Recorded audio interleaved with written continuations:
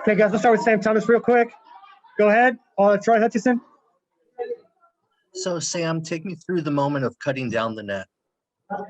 Thanks. It was a lot of fun just to be up there and seeing everyone, teammates, family, friends, everyone just up there cheering us on. Just nice to know that circle believed in us and knew that we could end up cutting the net. And then Coach Barnes always talks about the 5-minute wars. Can you talk about the last 5 minutes of the game? Yeah, I think there was like a timeout called with like 4:36 left, and we knew that was going to be our last war. We knew they were going to try and make the game as long as possible and try and foul us, stall us out full court. So we just tried to stay composed. Obviously, Aerie went down for a little bit, so we knew that we had to win this game for not only Bendu but also Aerie. EJ? Yeah, this is for Trinity first. Trinity, you came up big tonight. I mean, it was a team win, but you were all over the place.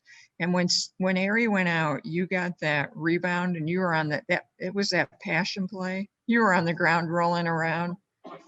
What was the extra aggressiveness tonight all about?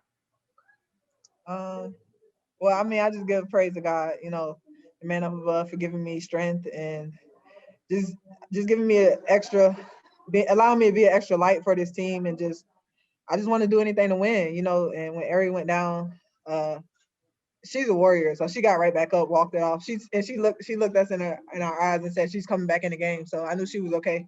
I didn't want to leave her side, so I just want to make sure she was okay. But it's just passion. We always talk about playing with passion, and that's just something that we value. So I just want to do anything to win.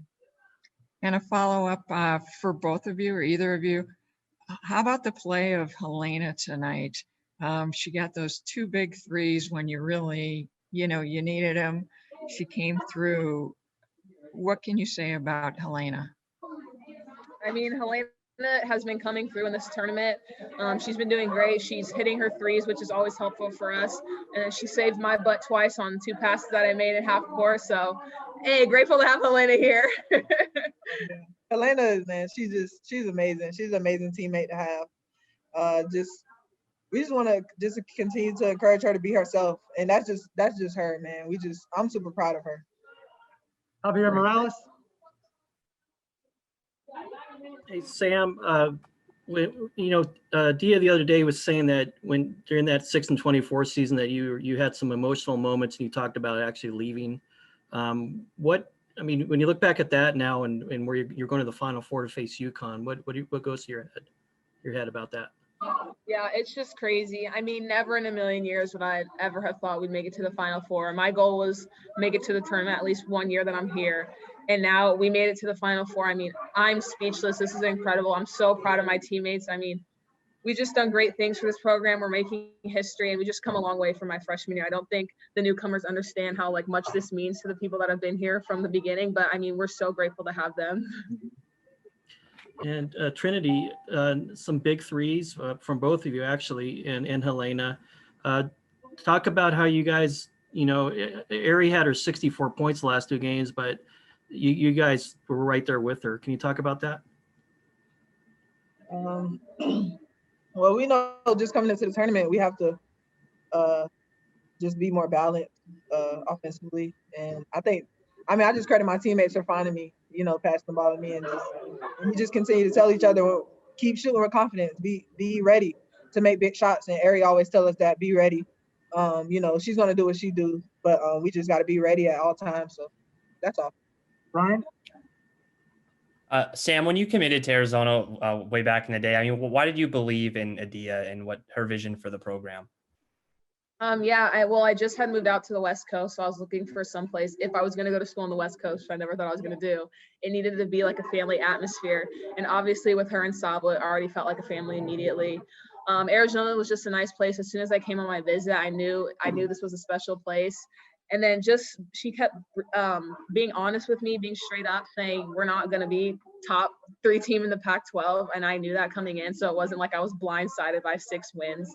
I knew we weren't going to be the best team. But, I mean, I just trusted her. I took a leap of faith. I had trusted her. She trusted me. And we've been riding this out since. And now we're at the Final Four.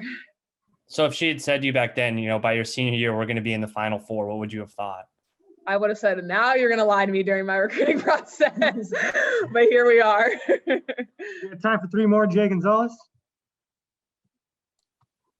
Sam, there was a play, I think you started to talk about it a little bit there late, where a ball got away from you. I think you batted it across the court to Helena, and then she batted it to Bendu for a layup. Have you ever been on the other side of one like that, where you feel like you've got them and then all of a sudden you don't, and how backbreaking that is? I mean, yeah, plenty of times you've had those experiences where it's just like you think you're right there, and then all of a sudden just some weird thing happens. Like against Washington State, twice. One of the sisters hit like a last second shot, just spinning in the air and throwing it up, and you're like, dang it. So it just sucks going into halftime like that. But I mean, Helena saved my butt. She was able to somehow tip it to Bendu and get that layup. And I think that was one of the special moments in the game changer, just because we almost lost it. And then Bendu, who of course used to play Indiana, was able to make a strong basket for us. Thank you. 2 more. Rich Herrera, go ahead.